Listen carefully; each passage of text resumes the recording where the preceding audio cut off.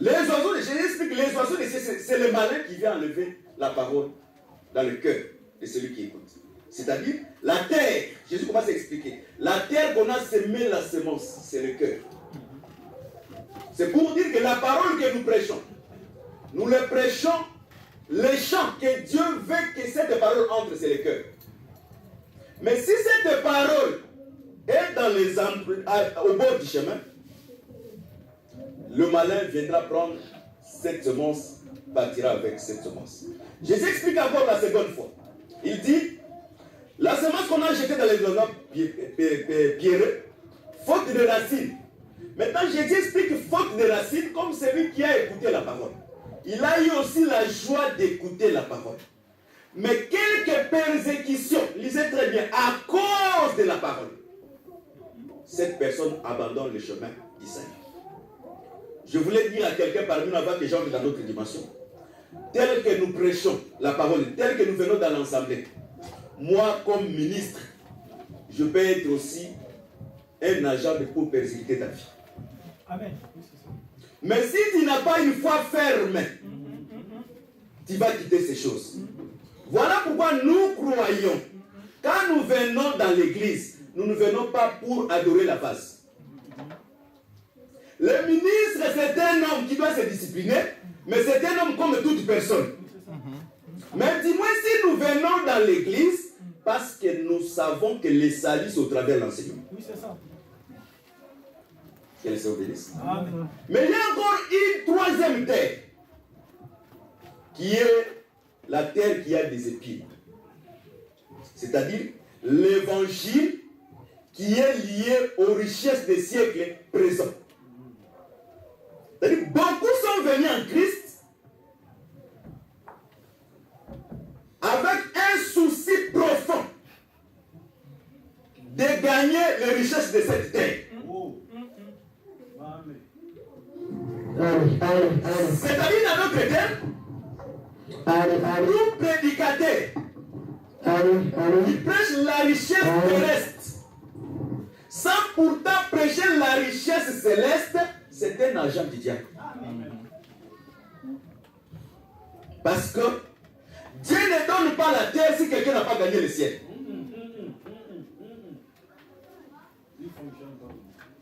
Dieu ne construit pas l'extérieur s'il n'a pas construit l'intérieur. Dieu construit l'extérieur quand il achève de construire l'intérieur. Même si l'extérieur plaît, mais aussi longtemps que le travail intérieur n'est pas terminé, le Seigneur n'a pas construire l'extérieur. D'ailleurs, Dieu on ne le presse pas. Et Dieu on ne l'influence pas. Il est juste dans ses jugements parce qu'il n'a pas de conseiller. Quelle est son bénédiction? Beaucoup sont dans les assemblées par motif d'avoir le souci des siècles présents. Voilà pourquoi nous avons dit l'autre fois, aucun prophète dans la Bible n'a prêché le royaume des cieux en dehors de Jésus. Lisez la Bible très bien.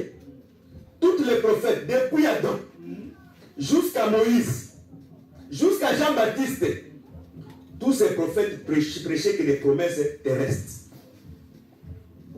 Parce que les promesses des prophètes étaient liées à Canaan. Si vous obéissez, vous allez demeurer.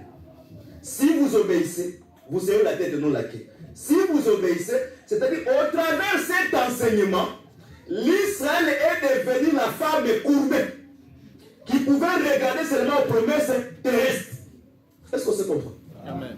Voilà pourquoi dans la Bible dit, il y avait une femme qui avait le dos courbé. Quand tu lis Romains 11, tu verras l'attitude d'Israël aujourd'hui, il a le dos courbé. Parce que Moïse a interdit à Israël de pronostiquer le ciel. Voilà pourquoi tout prophète qui est venu n'a pas donné le pronostic sur le ciel. Mais quand Jésus est venu, il devait maintenant pronostiquer sur le ciel. L'Israël avait peur de regarder vers le ciel pour ne pas pécher. Quel est son bénéfice? Mais quand le Seigneur est venu sur la terre, il a trouvé que cette femme était courbée. Et il a guéri cette femme, en fait que cette femme ne regarde pas seulement sur la terre, mais que cette femme puisse regarder aussi au ciel.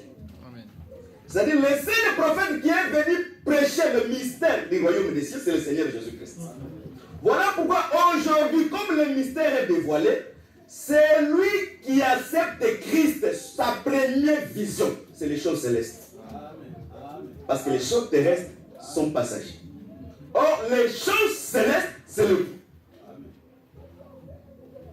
Quand tu as le mari, tu as le tout du mari. Que le Seigneur bénisse. Que le Seigneur bénisse encore. Mais la Bible dit ceci. La quatrième terre, la semence a produit les 100. C'est là où je vais vraiment commencer à l'expliquer. La semence a produit les 100. La semence a produit les 60. Et la terre a produit les 30.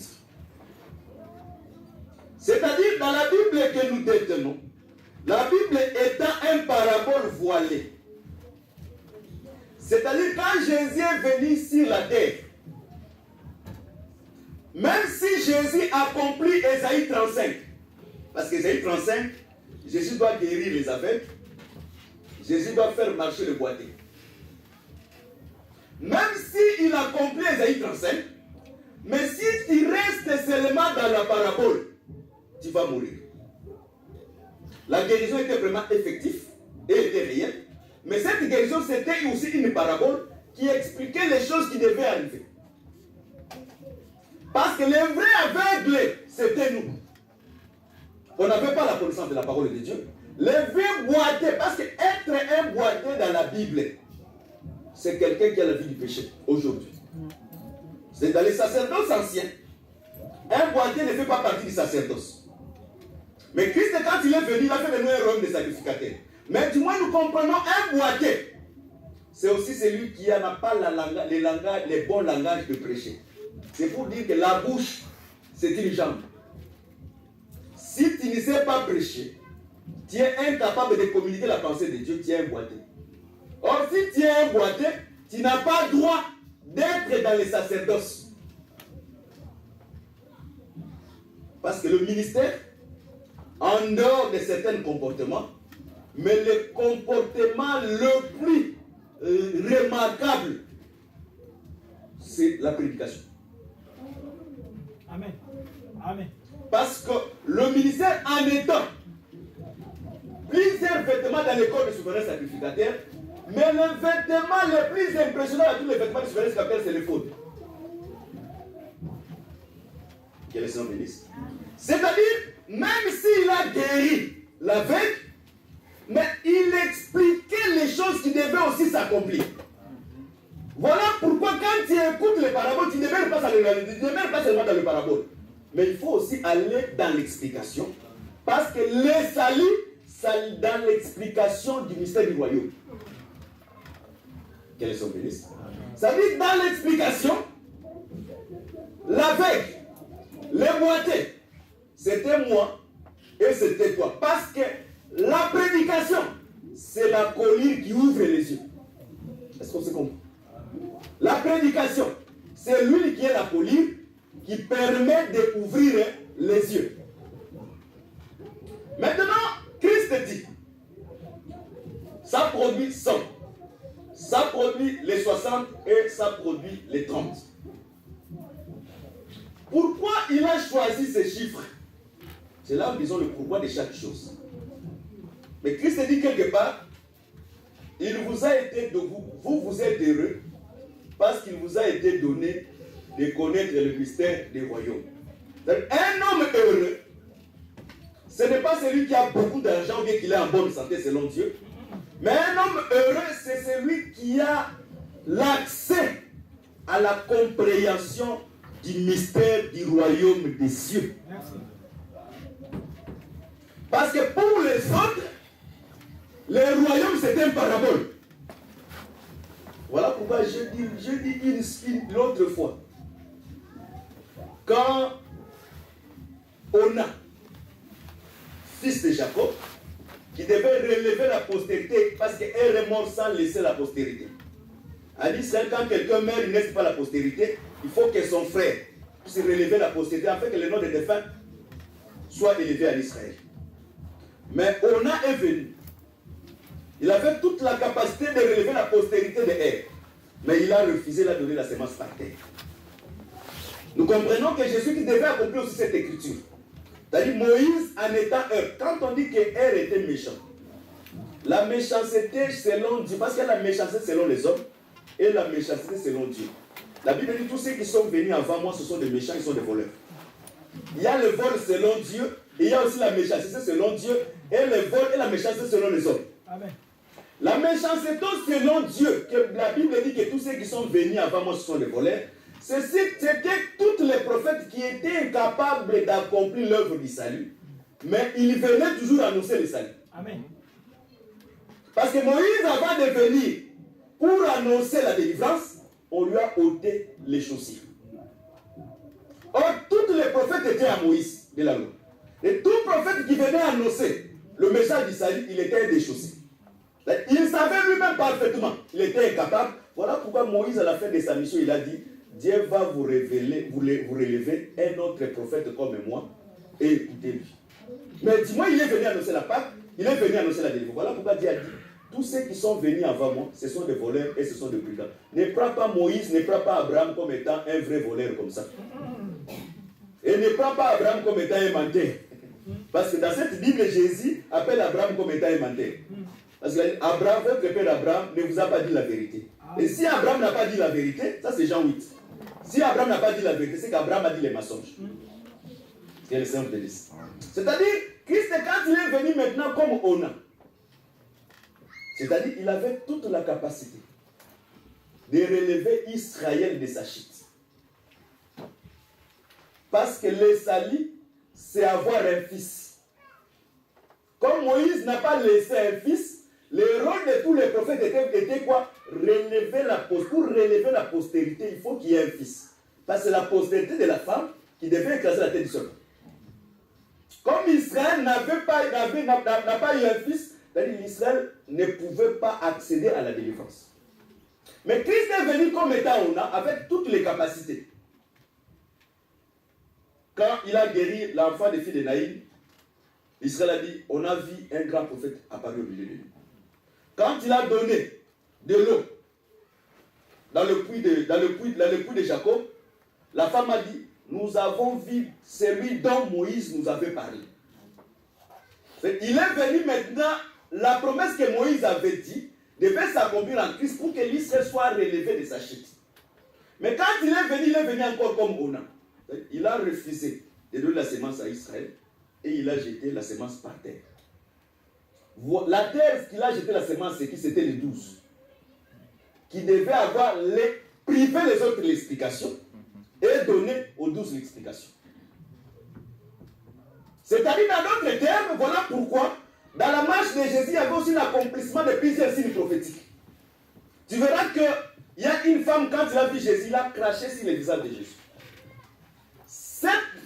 Ce mouvement-là avait aussi une explication prophétique.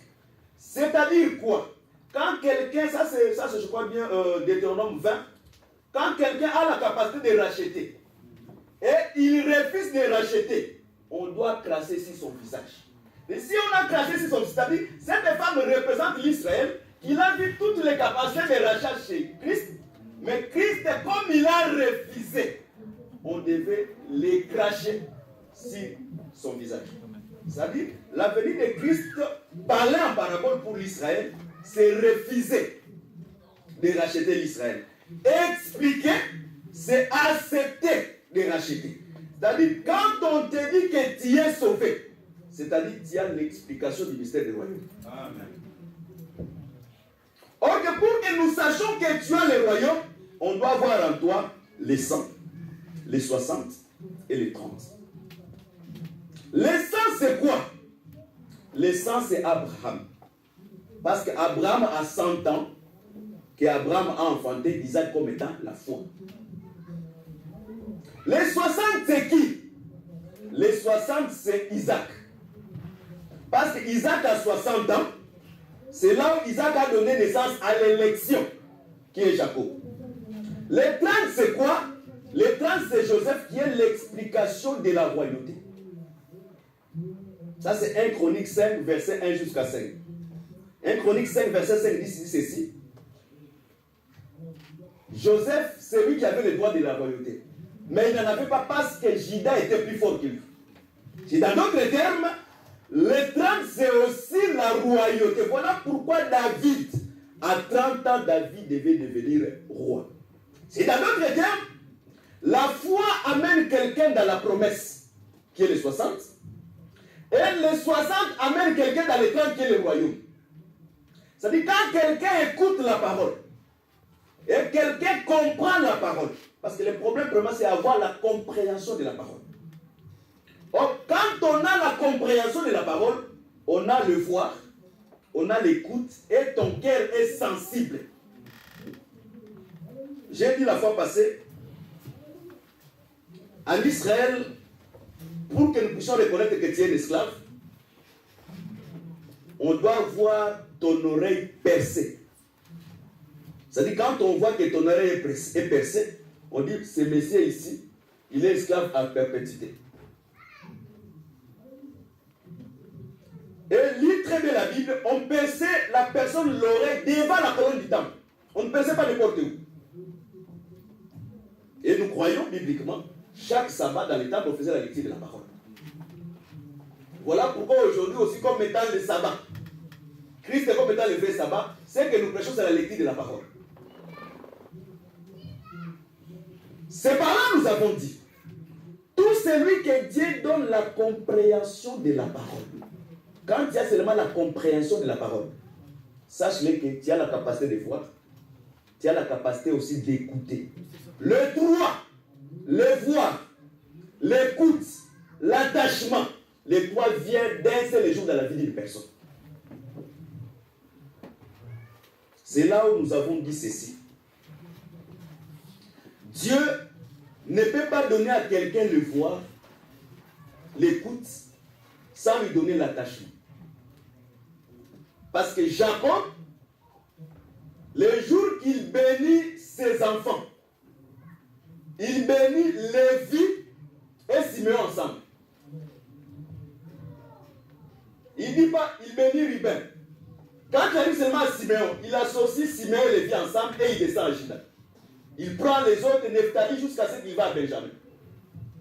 C'est-à-dire, Siméon comme étant l'écoute. Parce que le jour que Siméon est né, sa maman a dit ceci. Le Seigneur a écouté. C'est-à-dire, Siméon, c'est l'écoute. Le jour que Lévi est né, sa maman a dit, cette fois-ci, mon mari s'attachera à moi. C'est-à-dire, Lévi, c'est l'attachement. Voilà pourquoi même dans la Bible, le Lévi, c'est celui qui devait attacher les cieux et la terre. Le ministère aussi exerce le ministère de Lévi pour réconcilier les cieux et la terre. Parce que depuis la chute d'Adam, il y a un problème, la guerre entre les cieux et la terre. Mais quand le ministère vient, c'est pour réconcilier les cieux et la terre. Dans d'autres termes, le ministère, c'est l'arbitre que Job cherchait pour qu'il puisse se plaider devant Dieu. Voilà pourquoi le ministère a pour rôle de plaider pour réconcilier les maris qui est Dieu avec le peuple. Que le Seigneur bénisse.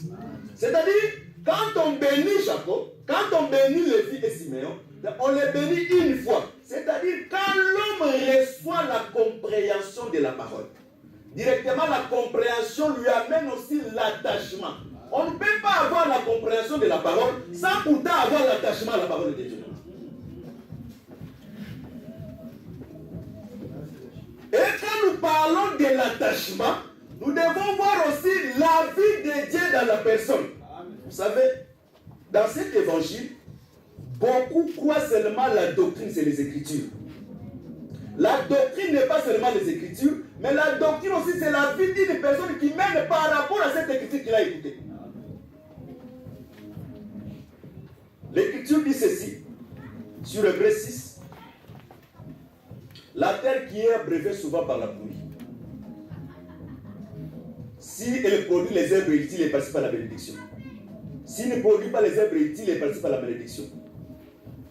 Quand tu lis en bas, sur le parabole de Matthieu 13, tu verras la Bible dit,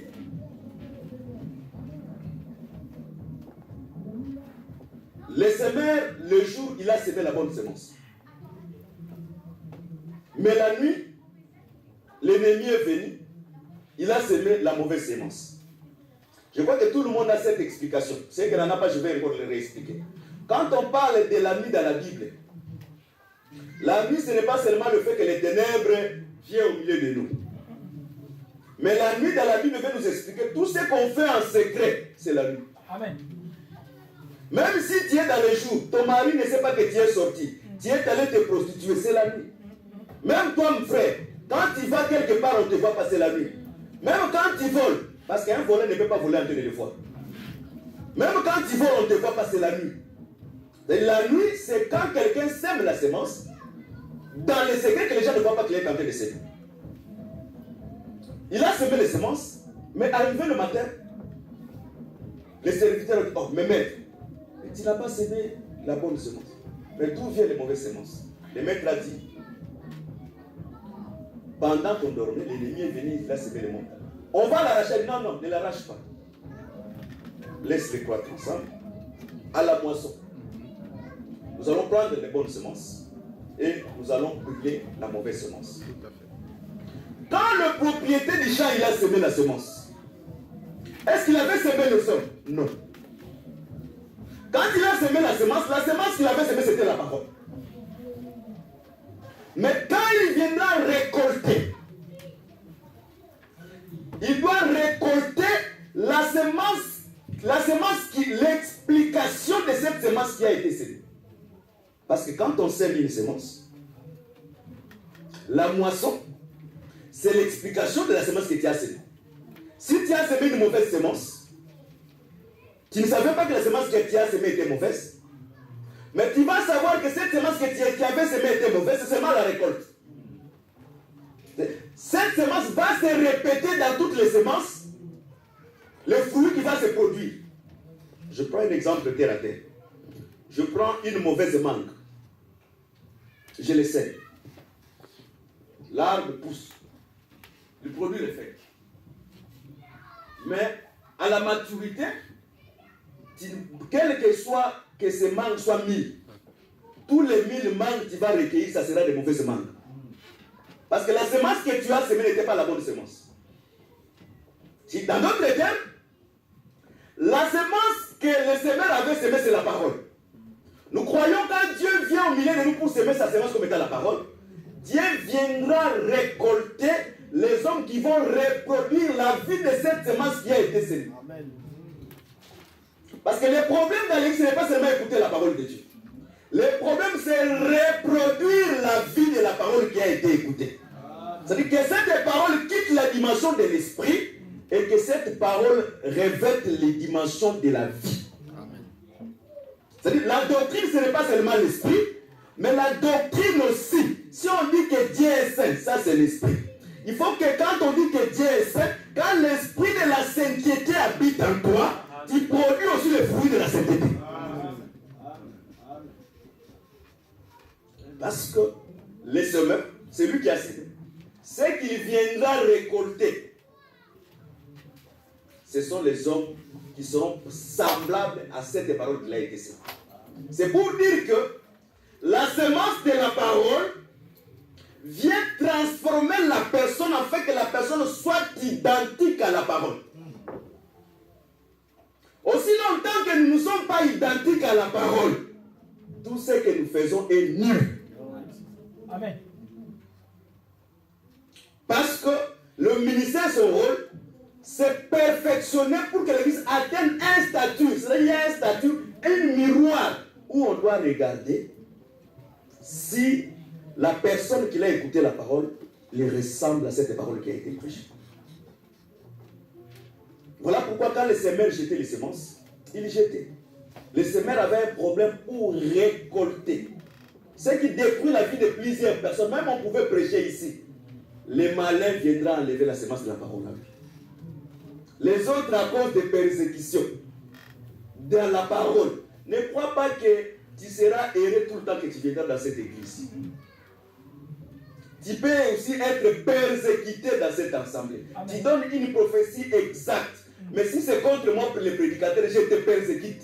Amen. Si tu n'es pas de Dieu, tu vas quitter ces chemins. Or, la Bible dit, dans l'écriture d'Ésaïe, il va ouvrir une nouvelle route. La route qu'il a ouverte, si tu entres dans cette route, c'est le chemin royal. Quand tu entres dans le chemin royal, on ne recule pas. Parce qu'à gauche, il y a des lieux. À droite, il y a des lieux. Parce que le chemin royal, c'est le chemin du trône de Salomon. Parce que Salomon représentait ce qui était céleste dans son trône. C'est la répétition de la vision céleste sur la terre.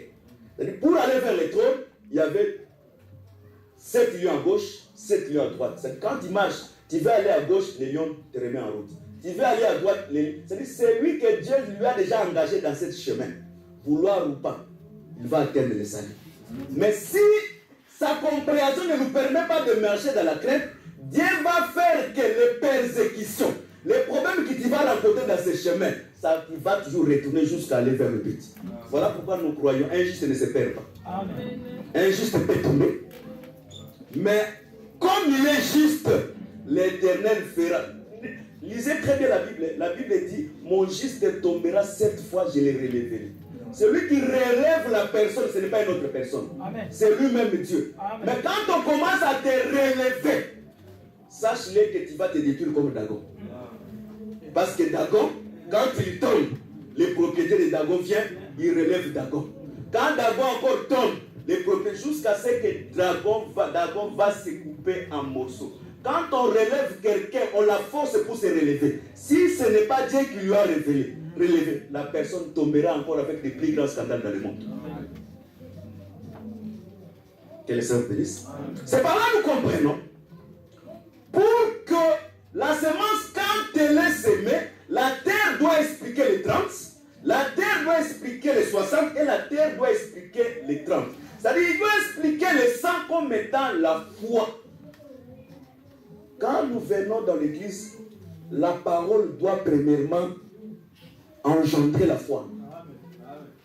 Tu ne peux pas accéder dans le salut si tu n'as pas la foi. Voilà pourquoi nous sommes sauvés par la foi. Mais si nous entrons dans la profondeur, nous sommes sauvés par la foi comment? Parce que la foi, le père de la foi c'est Abraham. Or, pour être fils d'Abraham, il faut être circoncis le 8e jour. Là où il y avait la signe de la circoncision, c'est là où il y avait le fils d'Abraham. C'est par là, quand on parle de la circoncision, c'est-à-dire la foi qui est en toi, doit te ramener au baptême du Saint-Esprit.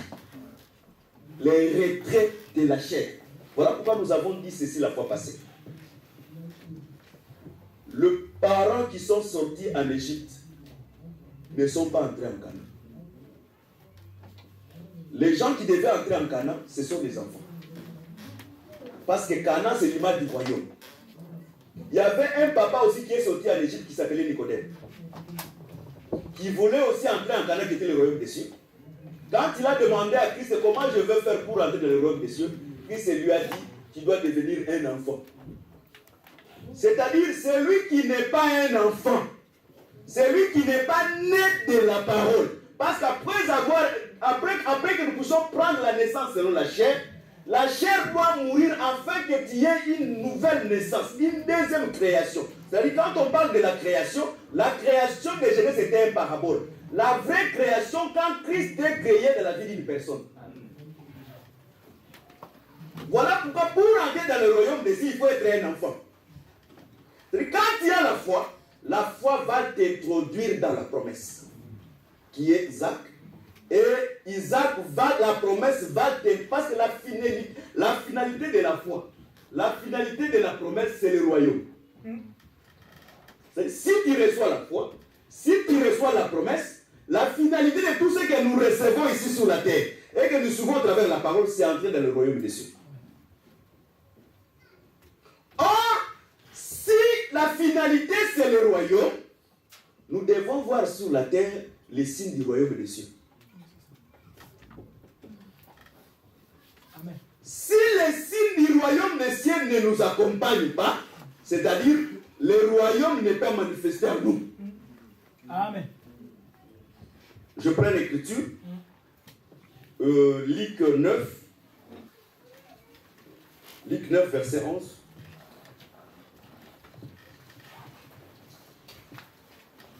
Luc 9, verset 11. Je vais le lire parce que là, j'ai déjà des problèmes dessus.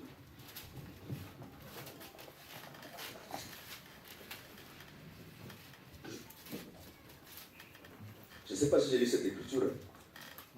Les apôtres étant de retour, racontèrent à Jésus tout ce qu'il avait fait.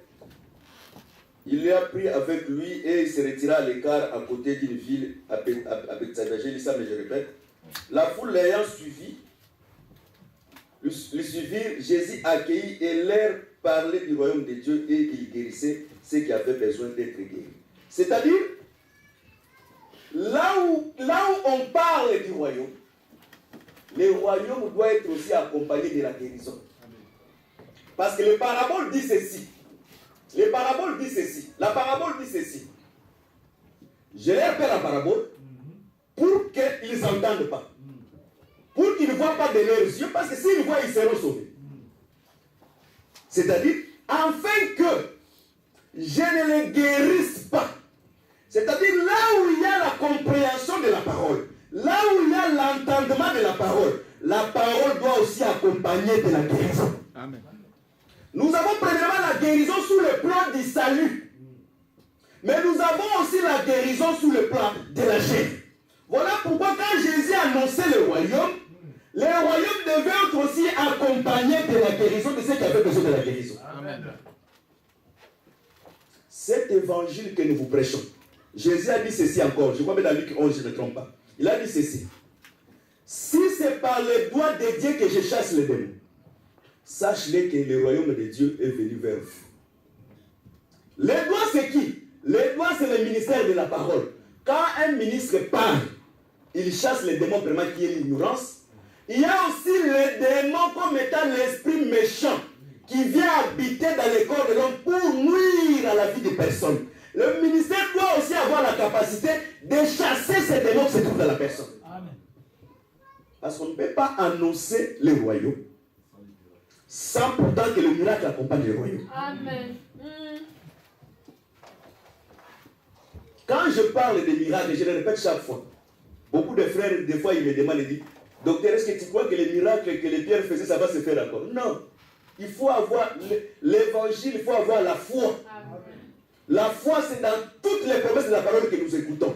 Si les apôtres ont guéri les aveugles, ils ont prêché l'évangile que nous prêchons, le même évangile doit avoir aussi les effets des effets de la prédication, les mêmes effets que les apôtres ont prêché. Merci. Les mêmes causes, les mêmes effets. Que les Seigneur bénisse. C'est-à-dire que si l'évangile que nous prêchons ne produit pas les effets que l'évangile des apôtres a prêché, c'est-à-dire nous, il y a quelque chose. Voilà pourquoi, dans notre évangile, il y a trop de philosophes. Il y a trop de philosophes, à tel point que la philosophie a étouffé la puissance de Dieu. La vraie connaissance amène la personne à connaître Dieu dans sa diversité.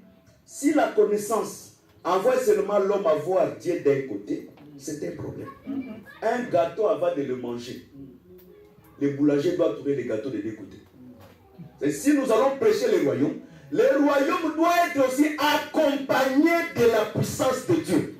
Parce que si les gens n'ont pas cru à la parole, mais que les gens croient aussi à la puissance. Parce que la puissance, c'est aussi une prédication de Dieu. Merci. Amen. Amen. Voilà pourquoi, là où il n'y a pas la puissance de Dieu, la pauvreté et le partage de plusieurs personnes. Parce que l'évangile, quand il est accompagné de la puissance, lisez cette écriture de Luc 9, c'est lui qui avait besoin de la guérison. Parce qu'il y a des fois quelqu'un vient dans l'église, il a cette nécessité, il sent cette vie, il veut avoir la guérison et la solution à quelque chose. Mais si l'évangile ne produit pas, parce que les 30 qui est le royaume, je m'explique encore d'autre façon.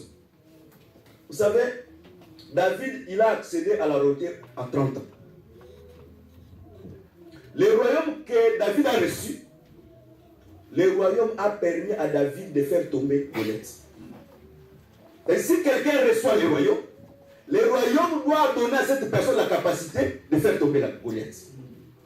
Mais si tu as le royaume en toi, premièrement, les démons du péché, tu es incapable de les faire tomber. Parce que si tu commences à faire tomber le royaume du péché, les autres royaumes tomberont. Mais si tu es vraiment incapable de faire tomber le royaume du péché qui est Goliath, les autres ne tomberont pas. Mais quand tu fais seulement tomber le péché, la maladie, la pauvreté va tomber. Parce que l'intégrité et la crainte de Dieu, c'était la source de la richesse des gens. Merci.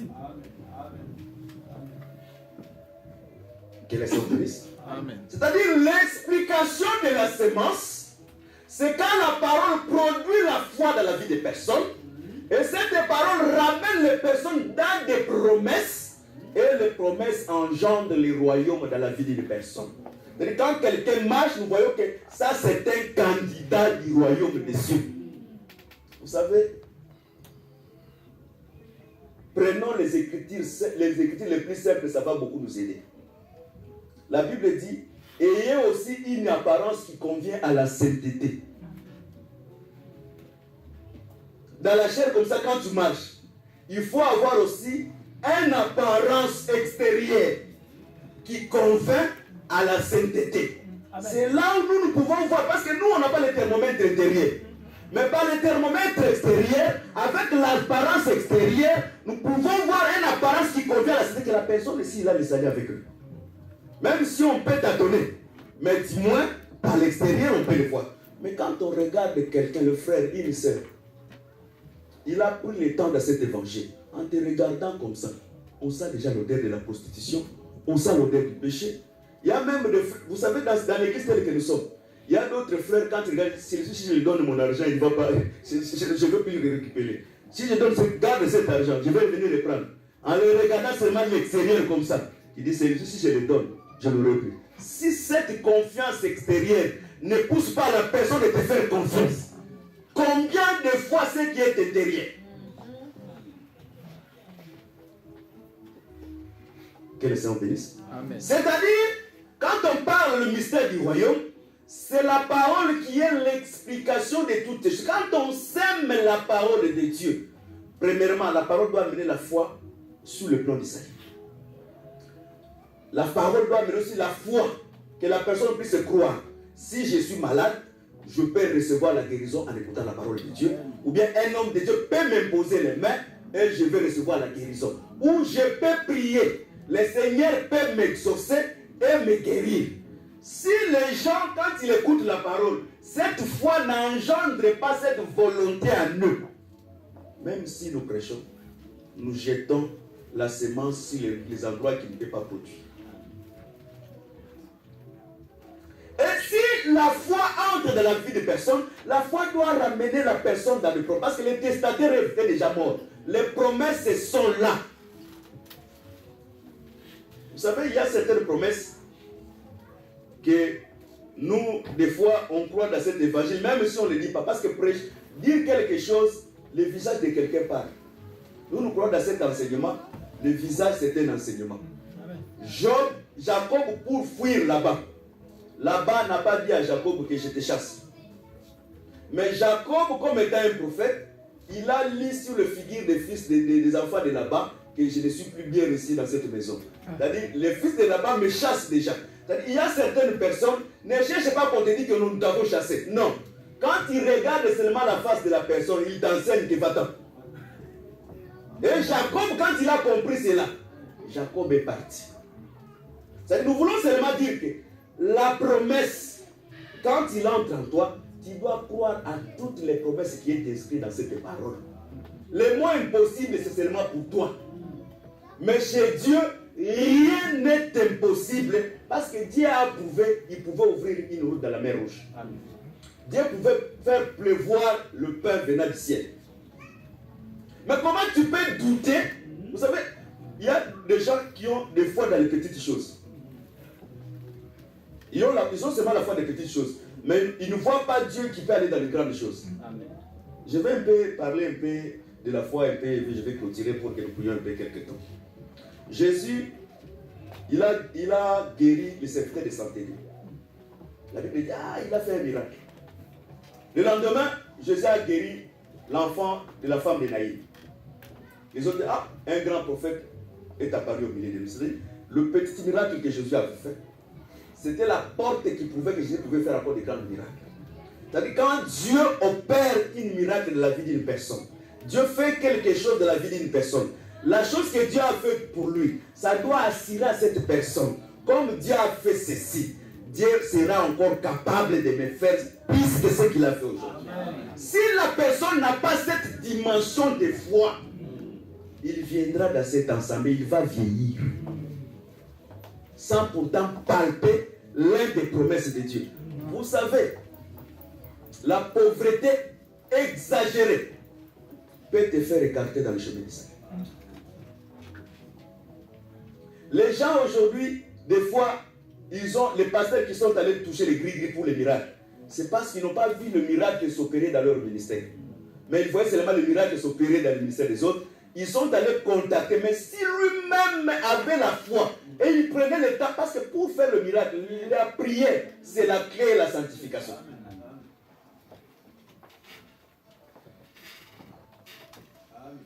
Au temps de Simon-Pierre, si le miracle se faisait, ce n'est pas seulement Simon-Pierre lui-même qui se sanctifiait, non.